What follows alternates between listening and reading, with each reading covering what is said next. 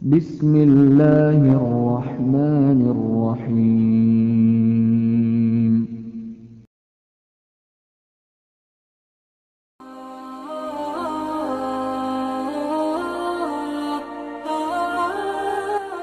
Assalamualaikum warahmatullahi wabarakatuh.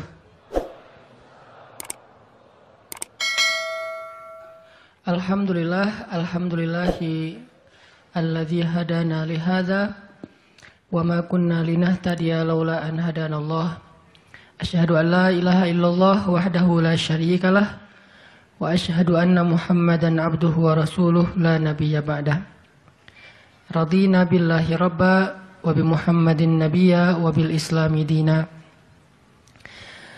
Teman-teman yang dirahmati Allah Subhanahu wa taala, kita malam ini bahas tentang keep happy. Gimana caranya biar kita selalu tenang menghadapi masalah, biar tenang ketika kita tahu nilai kita kayaknya anjlok, biar tenang pas kita tahu judul kita ditolak, lamaran juga sama di hari yang sama lah gitu. Pagi judul ditolak, malam lamaran ditolak. Selama Allah nggak nolak kita kan masih aman nih, karena apa yang di sisi Allah lebih baik. Gimana caranya kita biar nggak panikan ketika ada masalah? Walaupun sedih, itu fitrah manusia sedih. Cuman ada yang sedihnya wajar, ada yang sedihnya sampai berlarut-larut atau putus asa. Bentuk keputusasaannya macam-macam. Ada yang putus asa dengan bunuh diri, loncat dari jembatan, ternyata nggak meninggal,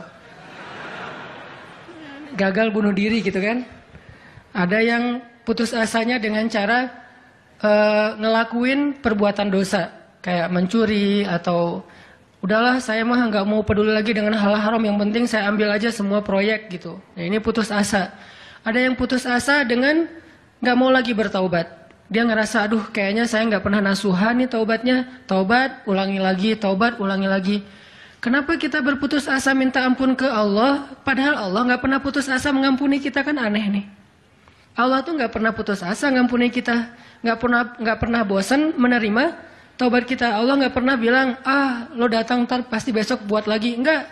Padahal Allah maha tahu kita mungkin besok masih ngelakuin dosa yang sama. Asal kita datang, Allah langsung terima. Seolah-olah Allah tuh kayak husnuzon banget sama kita. Walaupun pastinya Allah tahu tentang apa yang akan kita lakukan di masa yang akan datang. Ini artinya kenapa seseorang jadi putus asa, jadi berhenti untuk mencoba, jadi tidak lagi berharap apa-apa, jadi pesimis, jadi tidak survive dalam masalah, jadi penuh khawatir menghadapi hidup. Ada masalah dikit kayaknya udah kiamat dunia, padahal kuota habis doang nih. Langsung, aduh kuota habis jam 11 malam. Biasanya kan jam 11 itu jam chatting tuh sampai jam 1. Atau jam 11 malam kuota habis, padahal tadinya pengen ngebangunin dia. Iya dia gitu kan. Jam 2. Gampang, pakai aja kuota doa. Ya Allah bangunkanlah dia, tiba-tiba dia tetap bangun. Dia bangunin kita akhirnya. Ini bisa aja terjadi. Yang jelas, gimana sih cara biar kita keep happy, tetap bahagia walaupun gak bisa jalan-jalan jauh. Tadinya pengen jalan sama teman-teman, ternyata duitnya gak cukup. Kita lihat teman-teman kerjanya traveling aja. Ke Lombok, ke Batu Karas, kerjaannya keliling aja. Dan kita, aduh pengen juga ngeliat pantai misalnya, ke gunung, touring sama teman-teman. Ternyata, tapi saya gak punya motor, saya gak punya uang, saya gak punya waktu, dan seterusnya. Bisa nggak kita tetap bahagia seperti mereka, walaupun nggak ngerasain pengalaman-pengalaman asik seperti yang mereka rasain?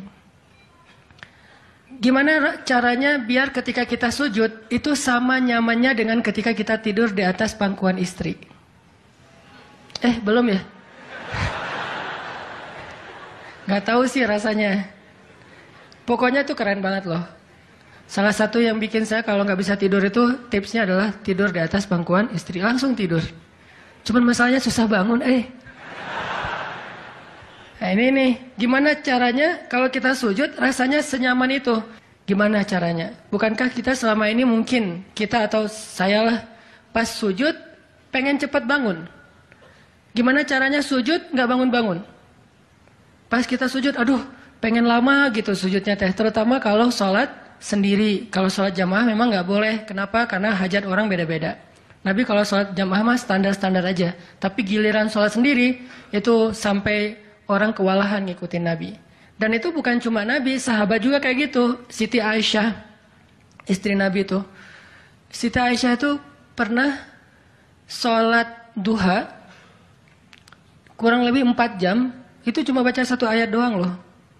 Famannallahu alaina wa waqana adzabas samum. Dia baca sendiri, agak keras karena dia di dalam rumah sendiri. Lewat seorang sahabat lewatin rumah Aisyah mau ke pasar, mendengar oh Aisyah lagi sholat. Famannallahu alaina wa waqana adzabas samum. Nangis. Akhirnya sahabat ini pergi ke pasar. Dia belanja segala macam, balik lewat lagi rumah Aisyah. Setelah kurang lebih 2 jam. Pas dia lewat lagi rumah Aisyah, dia masih mendengar Aisyah membaca kalimat Famannallahu alaina wa waqana adzabas samum. Nangis lagi. Jadi 1 rakaat dengan 1 ayat itu bisa 2 jam, 3 jam yang dilakukan oleh para sahabat. Kenapa kok betah banget? Sama kayak kita betah banget nonton film. Dan betah banget dengerin musik kesukaan kita, diulang-ulang lagu yang sama kan ya. Mungkin 1 lagu itu durasinya sebutlah 2,5 menit, 2,5 menit. Tapi diulang-ulang bisa sampai setengah jam mendengar lagu yang sama. Bukan 1 album, 1 lagu. Kenapa kita betah? Nah gimana caranya kita juga dapat kebetahan kayak gitu ketika dengerin bacaan Al-Quran. Ketika kita membaca Al-Quran sendiri. Ketika kita sholat, sampai ada istri Nabi sholat sambil ngikat badannya di dinding. Jadi dia bikin tali ke dinding gitu, terus dia ikat badannya, sehingga kalau dia udah nggak kuat lagi dia bersandar dengan ikatan tali di badannya, saking lamanya berdiri sholat. Coba bayangin, berarti kan semalaman tuh. Kalau udah nggak kuat dia berdiri itu sambil badannya keikat di tali. Dan Nabi melihat itu menangis karena melihat kesungguh-sungguhan para sahabat dan sahabiat dalam beribadah kepada Allah. Dan itu bukan paksaan siapapun. Nabi nggak pernah maksa kayak gitu. Mereka sendiri berinisiatif. Jadi tutorialnya dibikin sendiri gitu. Duh, saya sholat kalau malam-malam kayak gini jadi agak nggak kuat. Atau saya lagi sakit nih, lagi lemes nih, lagi kurang makan. Ya udah deh, agar tetap bisa berdiri, dia ikat tali, dia ikat ke badannya, terus berdirinya kayak orang-orang setengah sadar gitu. Nah ini menunjukkan ada kenikmatan yang luar biasa yang mereka dapetin ketika mereka dekat dengan Allah Subhanahu wa taala. Gimana sih caranya biar kita bisa kayak gitu? Gimana caranya kita entertain kita itu adalah zikrullah. Boleh-boleh aja kita entertainnya nonton film, dengerin musik-musik yang positif. Entertain kita mungkin chatting, entertain kita mungkin update status, entertain kita mungkin kepoin mantan misalnya. Boleh-boleh aja selama masih wajar. Tapi bisa nggak entertain kita yang lain itu zikrullah. Dengan mengingat Allah kita jadi terhibur gitu. Dan itu entertain luar biasa pahalanya. Gimana caranya? Ini yang kita pengen belajar malam ini. Sehingga kita bisa tetap happy walaupun dalam keadaan tadi akhir bulan. Dalam keadaan habis diputusin. Dalam keadaan ditolak, dalam keadaan bingung, galau, segala macam termasuk habis pulsa. Tetap bisa happy. Pas telepon, pulsa Anda tidak mencukupi. Masya Allah. Gitu. Senyum gitu ya. Bukan, kemana nih apa panik. Biasa aja. Nah ini kita perlu belajar. Saya juga merasa butuh mempelajari lagi gimana caranya biar bisa ngerasain itu. Dan nasihatnya bukan dari saya. Karena saya juga masih belajar, belum istiqomah amat nih. Tapi nasihatnya dari para ulama yang diambil dari ayat Al-Quran dan hadis-hadis Rasulullah SAW. Nah sebelumnya coba kita perhatiin dulu kisah tentang ketenangan dengan mengingat Allah tuh kayak gimana. Salah satunya ada di surat At-Taubah yang terkenal. A'udzu billahi minasy syaithanir rajim. Illa tansuruhu faqad nasarahu Allah. إذ أخرجه الذين كفروا ثاني اثنين إذ هما في الغار إذ يقول لصاحبه لا تحزن إن الله معنا فأنزل الله سكينته عليه وأيده بجنود لم تروها وجعل كلمة الذين كفروا السفلى وكلمة الله هي العليا والله عزيز حكيم.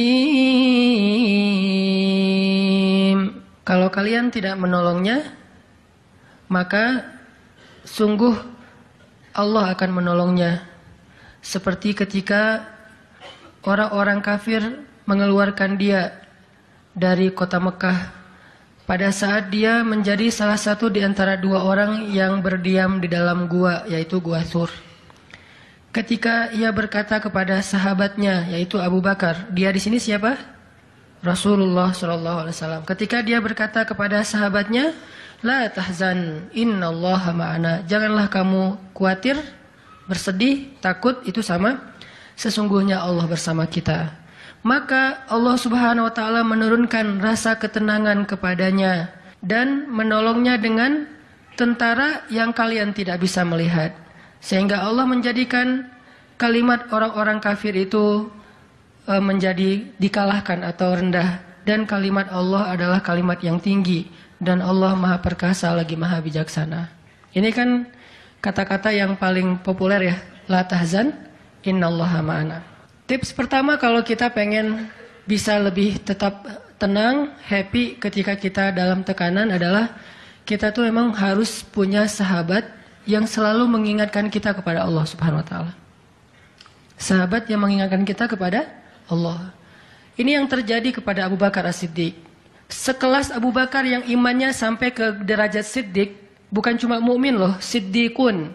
Kan ada mukmin, ada muttaqin, ada siddiqin. Ini udah derajatnya Siddiq. Arti Siddiq itu udah nggak ada lagi keraguan di hatinya. Udah nggak ada lagi masalah sedikit pun. Ketika orang-orang ragu, Abu Bakar tetap yakin. Salah satu kasusnya pas Nabi pulang Isra Mi'raj. Nabi bilang bahwa saya baru pulang dari Palestina dan baru naik ke langit semalam. Diberitakan ini kepada orang-orang kafir Quraisy, tapi orang-orang kafir Quraisy nggak percaya. Lalu ketika para sahabat-sahabat lain mendengar, mereka kayak ragu-ragu gitu, bener nggak ya, bener nggak ya? Lalu ketika ditanya kepada Abu Bakar, ya Abu Bakar, lihat tuh teman kamu makin gila aja. Emangnya kenapa, kata Abu Bakar? Dia ngaku-ngaku baru pulang dari dari Palestina. Dia ngaku-ngaku baru pulang dari langit. Katanya Isra dan Mi'raj semalaman, dalam waktu 1 malam. Lalu Abu Bakar bertanya, siapa yang bicara kayak gitu? Dia atau kalian? Kata mereka, Muhammad yang ngomong kayak gitu langsung kepada kami. Kata Abu Bakar, kalau Muhammad yang ngomong kayak gitu, maka benar. Dia nggak mau tanya gimana caranya, berapa lama waktunya, kapan, siapa yang membawa dia. Nggak nanya apapun. Kalau Muhammad yang ngomong, maka itu benar. Ini artinya siddiq. Nggak banyak tanya, percaya banget. Kalau ayatnya kayak gitu, udah cukup. Kalau hadisnya kayak gitu, udah cukup. Kalau kata ulama kayak gitu, saya ikut. Nggak ada, kenapa kayak gini dan seterusnya, nggak. Ini menunjukkan Abu Bakar itu orang yang sangat luar biasa imannya. Tapi, dia tetap manusia. Gimana pun imannya udah kuat, mantap, siddiq, ketika ada masalah, sifat dasar manusia itu keluar lagi, yaitu khauf, rasa khawatir, takut. Dan yang luar biasa, khawatir dan takutnya Abu Bakar itu bukan untuk keselamatan diri beliau. Abu Bakar itu khawatir terhadap keselamatan Rasulullah SAW. Jadi bukan keselamatan Abu Bakar. Kalau kita mungkin khawatir terhadap keselamatan diri sendiri nih. Kalau Abu Bakar derajatnya khawatir terhadap gimana ya Rasul, kalau mereka ngelihat ke bawah, ke kakinya, pasti kita akan ketahuan. Karena mereka sembunyi di sebuah lubang, nggak gua sih, kecil, lubang di bukit Jabal Thur.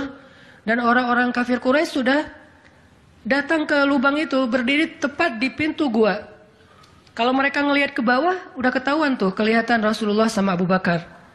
Sehingga Abu Bakar berkata, ya Rasulullah, kalau mereka ngelihat kita sedikit aja ke bawah kaki mereka, mereka akan menemukan kita. Gimana ini ya Rasul? Saya khawatir terhadap keselamatanmu. Apa kata Nabi? Ya Abu Bakar, Ma dhannuka bitsnain? Allahu salisuhuma. Wahai Abu Bakar, kenapa kamu pikir kita cuma berdua? Allah yang ketiga di antara kita. Baru la tahzan innallaha ma'ana. Jangan khawatir, Allah bersama kita. Kata-kata ini kalau diucapkan oleh orang solih pada waktu yang tepat ketika kita ngalamin satu masalah besar, itu akan luar biasa memberikan efek ketenangan buat kita. Tapi waktu yang tepat. Kalau normal-normal aja kayaknya agak kurang ngaruh nih. Makanya kata-kata kayak gini itu timingnya tuh harus pas. Dan yang mengatakan orang yang memang punya aura kesolehan yang luar biasa. Sekelas Rasulullah kurang apa? Itulah sebabnya kenapa kita harus punya banyak. Atau setidaknya kita punya seorang sahabat, seorang teman yang solih, yang sering mengingatkan kita. Minimal istri.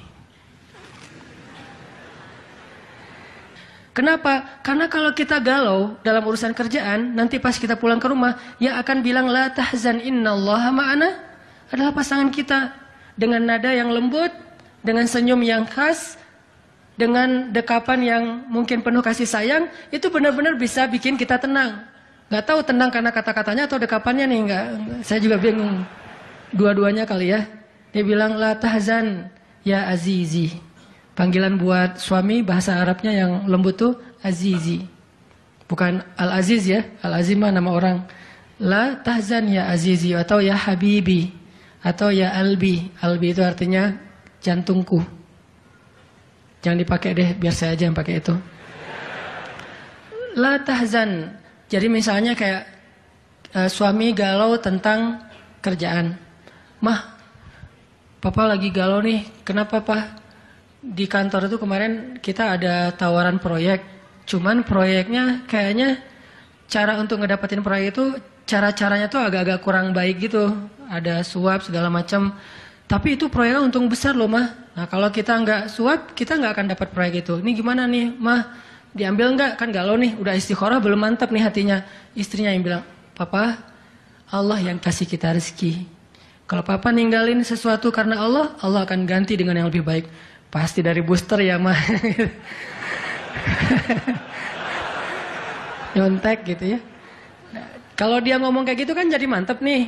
Kayak saya juga pernah ngerasain lagi kayak sedih gitu, lagi galau karena satu urusan. Istri mengatakan, udah serahin aja sama Allah. Kan jadi mantap kan hatinya. Hal-hal yang kayak gini nih. Kalau belum punya pasangan, temen. Sehingga Nabi mengatakan almar'u ala dini khalilih. Seseorang itu bergantung loh kepada tingkat kesolehan temannya. Kalau temannya soleh, insya Allah dia akan terjaga oleh teman itu ketika dinasihati, diingatkan. Saya aja ngerasa banget yang kayak gitu. Ada masa-masa ketika saya kayak futur. Futur itu teman-teman artinya lagi lemah imannya. Mungkin banyak lalai, banyak main, sedikit manfaat. Walaupun ada juga banyak main, banyak manfaat. Itu mah tagline entah siapa akunnya gitu. Lagi futur nih ya, lagi futur. Lemah, ngerasa bangun tahajud kayak susah gitu. Ke masjid males, zikir gak khusyuk, tilawah Al-Quran gampang ngantuk. Jalan sama seorang teman saya yang dia bukan ustadz sama sekali. Bahkan dia ngakunya belajar ke saya. Gak tahu benar apa enggak. Yang sejatinya mungkin saya belajar ke dia. Lagi jalan, setelin tilawah Al-Quran. Yang baca saya lagi tuh. CD tilawah Al-Quran saya. Saya kan gak pernah mendengar CD sendiri. Pas diputarin itu siapa? Lah itu Ustadz. Oh ya. Baca surat Al-Mulk. Tabarakalladzi biyadihil mulku wa huwa ala kulli syai'in qadir. Pas sampai di ayat-ayat tentang jahanam, tentang neraka, tentang apa? Walaqad zayyana sama ad-dunya bimasabih dan seterusnya, dia nangis. Dia nyetir nih, dia nangis. Saya ketika ngelihat dia nangis, saya dapat hidayah. Jadi saya dapat hidayah bukan hanya dengan mendengar bacaan itu, tetapi karena dikondisikan oleh seorang teman, saya ngerasa, duh, Masya Allah ya, dia yang dengerin bacaan saya bisa nangis. Saya dengerin diri saya sendiri, nggak nangis. Kan ada masalah nih. Akhirnya saya jadi insaf. Insaf itu kemudian istighfar, astagfirullah, Allah saya kayak ada masalah nih. Mulai belajar dari dia, Pak, gimana sih kok bisa kayak gitu? Ustadz kan lebih tahu ilmunya mungkin, tapi kalau pengalamannya Bapak pasti lebih tahu. Rahasianya apa? Ternyata rahasianya emang dia orang yang nggak pernah dengar yang lain selain mendengar bacaan Al-Quran. Jadi buat dia bacaan Al-Quran itu benar-benar entertain buat dia.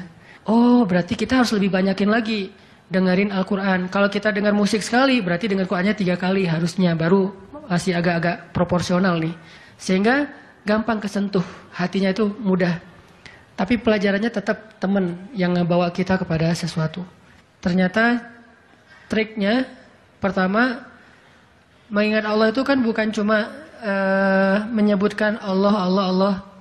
Tapi ketika kita sedang dalam keadaan bingung, khawatir, galau, sedih, tertekan, panik, tiba-tiba teman kita mengingatkan kita kepada Allah dengan bahasa yang sederhana.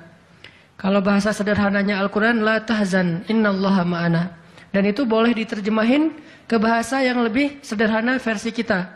Karena itu bahasa Al-Quran yang mungkin buat sebagian orang nggak dapat nih, karena mungkin nggak paham bahasa Arab. Jadi kalau teman kita lagi sedih jangan bilang, la tahzan dong, innallaha ma'ana. Apaan tuh lu baca Quran gitu ya?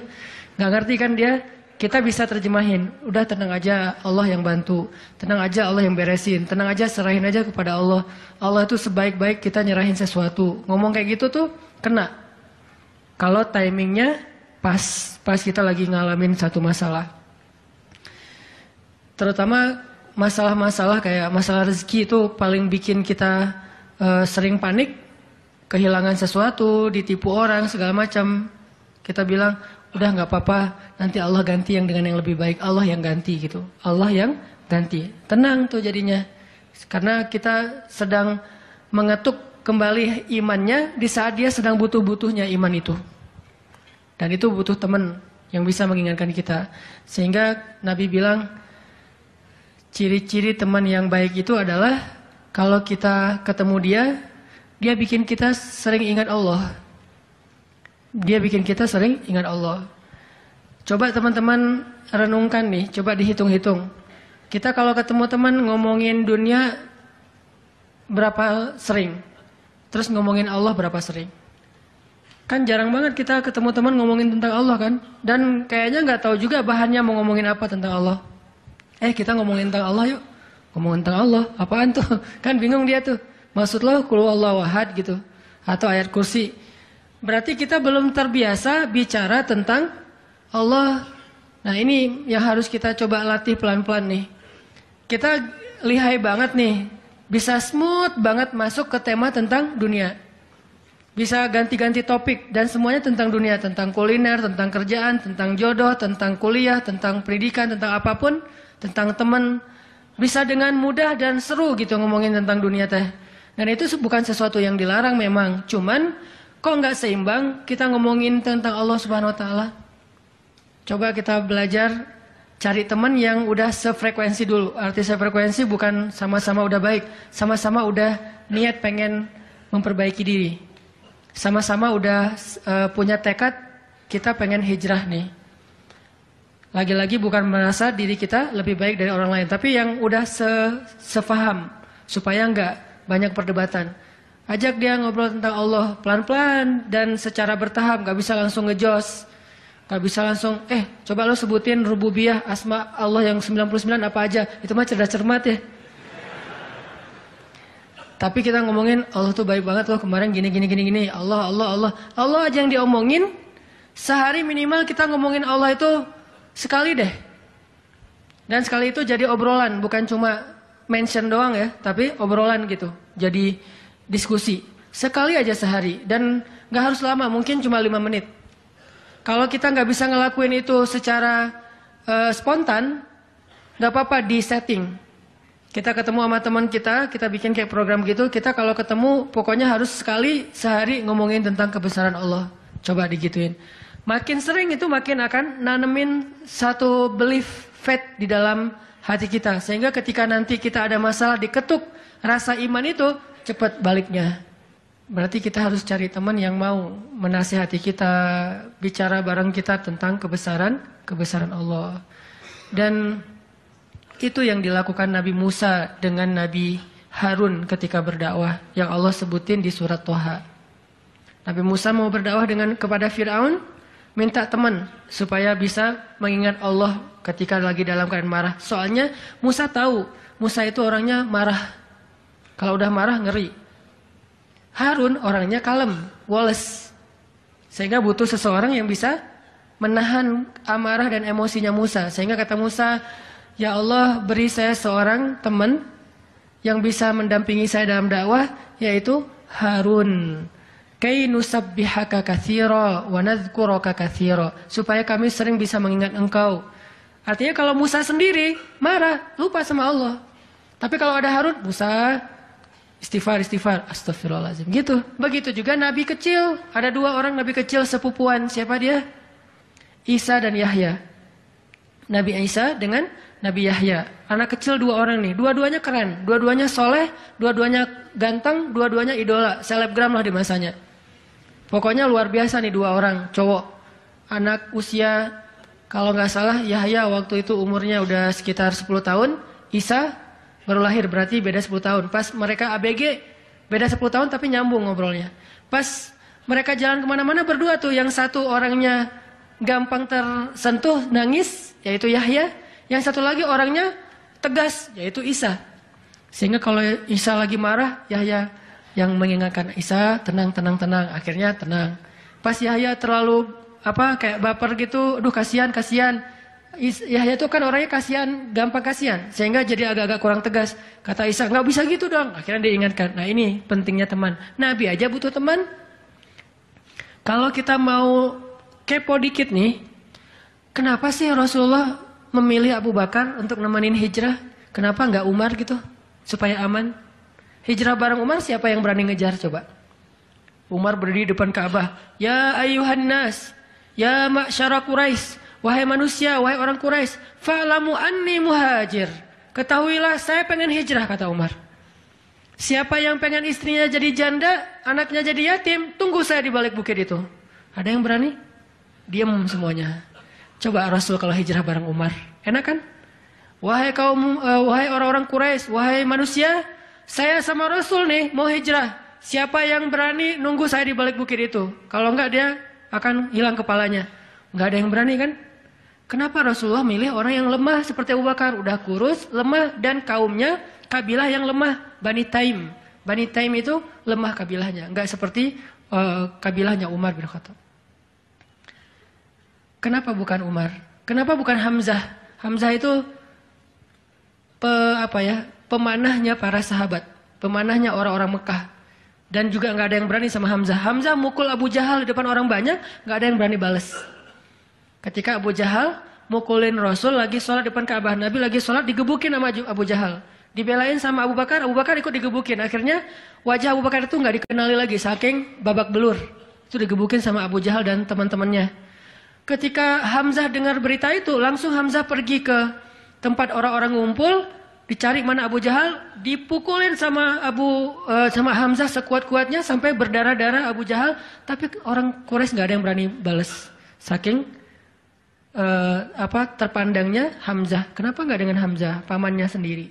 Atau kenapa nggak dengan Utsman gitu, yang kaya raya, yang bisa memberikan fasilitas VIP untuk Rasulullah, naik mobilnya Alphard apa gitu, nyaman hijrah.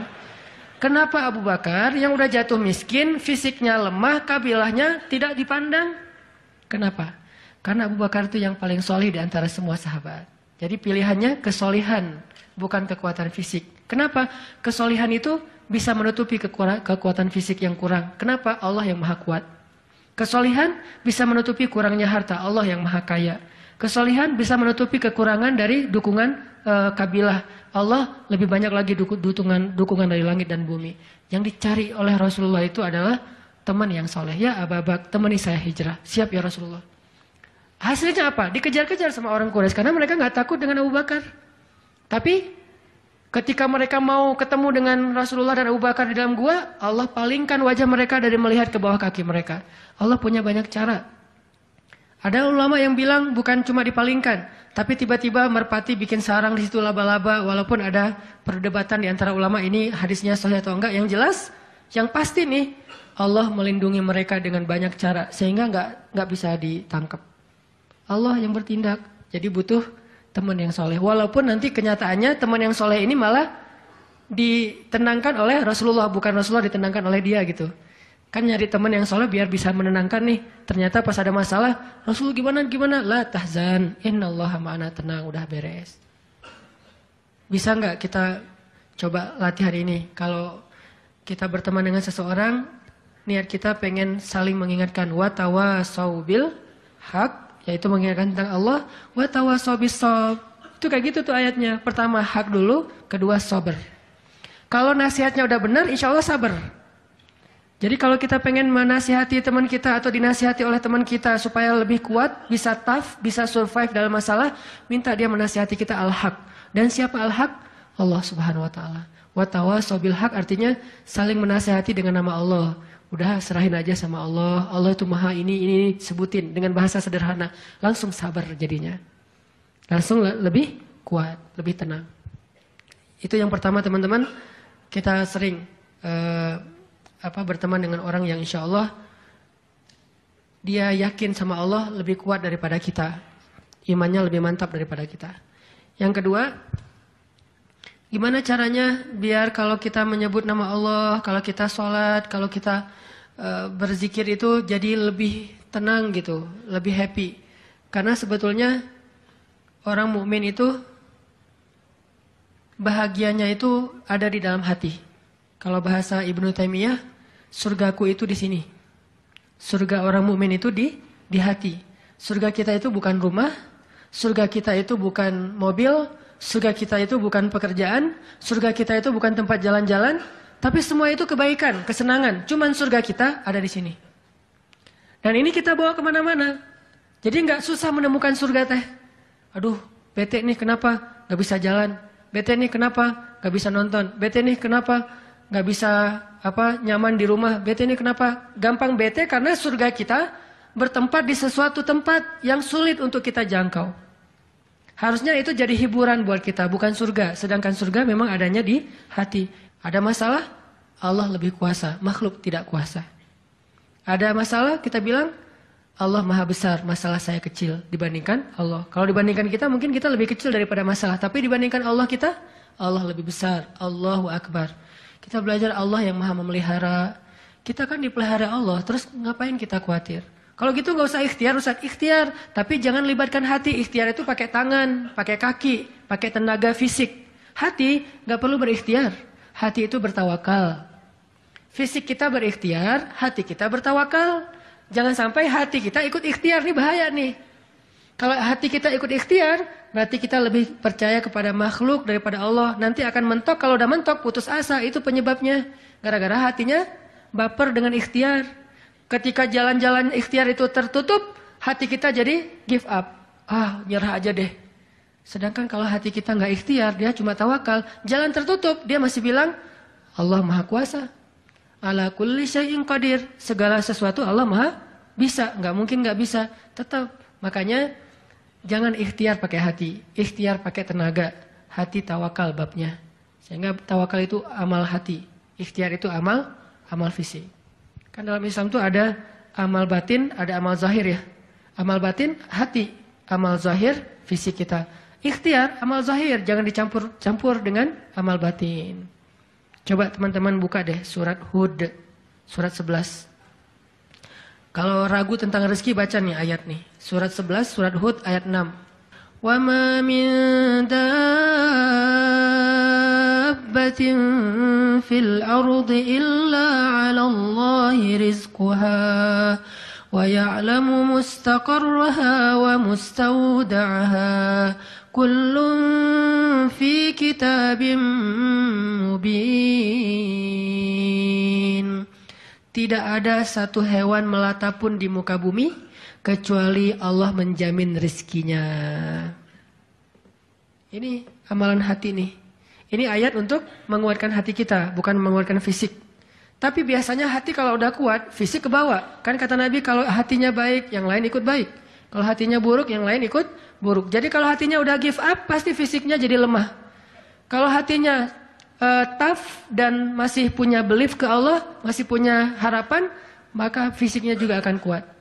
Wa ma min dabbatin fil ardi illa 'ala Allahi rizquha wa ya'lamu mustaqarraha wa mustawda'aha. Allah tahu di mana rezeki kita disimpan. Allah tahu kemana kita akan membelanjakan rezeki itu? Semuanya tertulis di dalam kitab yang jelas. Allah yang tahu. Allah yang menjamin. Nggak ada yang nggak dijamin rezekinya. Makanya saya pernah cerita tuh dulu di mall sebelah. Saya sama istri habis kajian di sini atau sebelum kajian di sini, sebelum maghrib sempat mau belanja dulu, belanja di supermarketnya di bawah, lantai bawah. Dari lobi kita mau ke bawah itu cari eskalator kan ya, belok kanan cari eskalator. Ternyata salah ngambil jalan. Kita habis belok kanan langsung belok kiri. Harusnya kalau belok kanan lagi sekali lagi langsung eskalator turun tuh. Pas karena kita belok kiri, akhirnya kita muter. Gara-gara muter, ngelewatlah sebuah stand baju kaos yang lagi diskon. Wih, diskon 50%. Akhirnya saya sama istri masuk. Ternyata lucu-lucu juga buat anak gitu. Alhamdulillah akhirnya kita beli 2 helai. Baru setelah itu kita jalan lagi, cuma beberapa meter, masuk eskalator turun. Siapa yang telah menggerakkan kaki saya sampai salah jalan? Sehingga saya harus muter. Dan akhirnya masuk ke stand itu. Alallahi rizquha. Allah yang menjamin rezeki. Kayak gitu cara Allah menskenariokan. Kalau saya ngambil jalan kanan, mungkin saya nggak akan masuk ke toko itu. Berhubung saya ngambil jalan kiri, akhirnya muter, masuklah ke toko itu. Allah punya banyak cara. Kenapa kita khawatir dengan stand orang lain yang mungkin lebih dekat ke pintu, lebih dekat kepada stage yang di tengah kalau bikin event segala macam. Kenapa? Kita udah ikhtiar, dapatnya cuma ini. Kayak lagi ada event, kayak festival gitu, kayak ada bazar, kita punya banyak stand. Stand kuliner kita paling pojok, dekat toilet. Stand kuliner teman-teman kita tuh paling depan. Dan di situ stage banyak acara tausiah segala macam. Oh, kayaknya di situ lebih laku. Belum tentu juga. Bisa jadi pada waktu itu banyak orang yang sakit perut atau apa akhirnya ya lewat. Aduh, ini kayak seru juga nih di sini nih, makan di sini. Gak usah jauh-jauh sambil nunggu makan. Allah yang punya cara. Saya kan pernah cerita kesasar sampai ke Cirebon. Kenapa kesasar? Ada suatu hari Minggu kayak lagu. Satu hari Minggu. Ada satu hari Minggu nih. Bingung kita pengen keluar sama keluarga, sama anak-anak. Kita keluar yuk. Saya bilang ke anak-anak, hayu kata anak-anak. Kemana? Ke Kota Baru aja. Di situ kan ada jam matahari tuh. Kita lihat jam matahari. Hayu naik mobil masuk tol nih. Pas sudah masuk tol Paster, berubah pikiran. Terlalu dekat, nggak berasa liburan ya? Ya. Terus mau kemana? Ke Jakarta aja yuk. Ke Ancol. Ada pantainya. Oh hayu ke Dufan. Jalan. Akhirnya nggak jadi belok pada larang, lurus.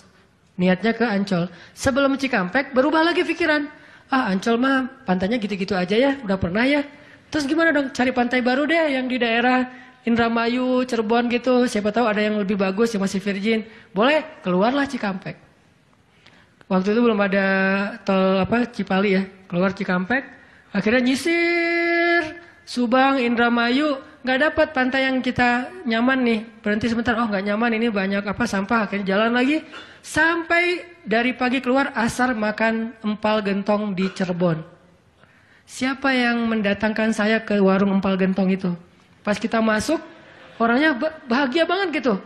Kelihatan kalau dari pagi itu belum ada yang datang, belum ada pelanggan, sepi warungnya. Karena tempat parkirnya agak nyaman, langsung parkir di situ, makan empal gentong dan ternyata enak, kita bungkus. Orangnya tuh alhamdulillah nih datang dari pagi belum ada yang datang, senang gitu. Dan saya bilang, Pak, tahu nggak saya dari mana? Dari mana? Dari Bandung. Mau kemana emang? Nggak kemana-mana. Muter. Jadi kita cuman dari Bandung cuma pengen makan empal gentong di Cirebon ujung-ujungnya. Pulang sampai ke Bandung jam 10 malam, macet lagi tuh di Sumedang karena ada perbaikan jalan. Cuma pengen makan empal gentong, ngasih rezeki ke orang di Cirebon, kayak gitu banget tuh caranya tuh, coba lihat. Cara Allah. Oh, yakin nih sama Allah. Allah bisa banget ngedatangin. Kalau ini terjadi kepada orang lain, berarti kalau saya cari rezeki bisa juga caranya kayak gitu. Allah kan punya banyak cara. Cuman kadang-kadang atau seringnya kita nggak tahu cara itu, tahu hasilnya doang nih. Tiba-tiba dapat. Sesederhana itu kita berpikir, akhirnya sesederhana itulah syukur kita ke Allah. Kalau kita tahu gimana rumitnya rezeki itu datang ke kita akan syukurnya lebih pasti tuh. Masya Allah ya, Allah ngedatangin rezeki ke saya tuh gitu-gitu amat, sampai ada orang yang kesasar sekeluarga, bingung gitu. Tapi kan dia, kalau saya nggak cerita dia nggak akan tahu. Dia pikir cuma orang yang memang tinggal di Cirebon atau emang lagi jalan lewat kebetulan mampir. Artinya karena dia nggak tahu prosesnya, rasa syukurnya juga sederhana. Sama kayak kita nggak mensyukuri masakan istri kita kalau yang udah punya. Istri itu masak tuh rempong loh dari pagi, wah sampai apa ganti lagi. Kita nggak tahu ya, mungkin istri kita baru belajar masak, gagal 2 kali loh. Itu yang ketiga tuh, nggak enak pula. Udah gagal 2 kali. Dan kita pikir cuma masak sayur gini doang mah, sayur bening mah gampang. Kita kan nggak tahu prosesnya, sehingga apresiasi kita juga ya segitu-gitu aja. Kalau kita tahu prosesnya, walaupun cuma sayur bening sama telur ceplok, kita akan peluk istri kita, mah makasih banyak ya, mama udah berkorban banget buat papa, mah hari ini makanan terenak sepanjang hidup papa loh mah. Kenapa ngomong gitu? Karena tahu prosesnya. Gitu juga kita ke Allah. Karena kita nggak tahu proses rezeki itu Allah setting sampai datang ke kantong kita. Kita kayak ya alhamdulillah gitu doang. Tapi kalau kita tahu masya Allah ya Allah alhamdulillah atas semua nikmat yang kau berikan, puji-puji Allah. Artinya teman-teman kalau galau tentang rezeki dari Allah, tentang pekerjaan, tentang kuliah segala macam, termasuk tentang jodoh, coba baca ayat 6. Semua Allah yang jamin. Ini bab hati ya, lagi-lagi bab hati. Ikhtiar mah jalan aja terus, tapi hati Allahi rizquha, Allah yang menjamin. Itu baru jadi tenang nih mengingat Allah, tetap happy gimana-gimana juga. Dan ini ditaraddud, diulang-ulang. Coba diulang-ulang nih ayat nih. Jadikan salah satu ayat favorit. Kalau kita lagi galau, langsung baca ayat ini berulang-ulang sendiri kalau bisa. Baca dulu terjemahannya, hafal. Kalau udah hafal terjemahannya, tinggal baca ayatnya berulang-ulang. Sebelum tidur mungkin, kalau yang paling tenang. Kalau khawatir nggak bangun tahajud, ya udah sebelum tidur baca. Wa ma min dabbatin fil ardi illa 'alallahi rizquha. Diulang. Itu beda banget loh rasanya.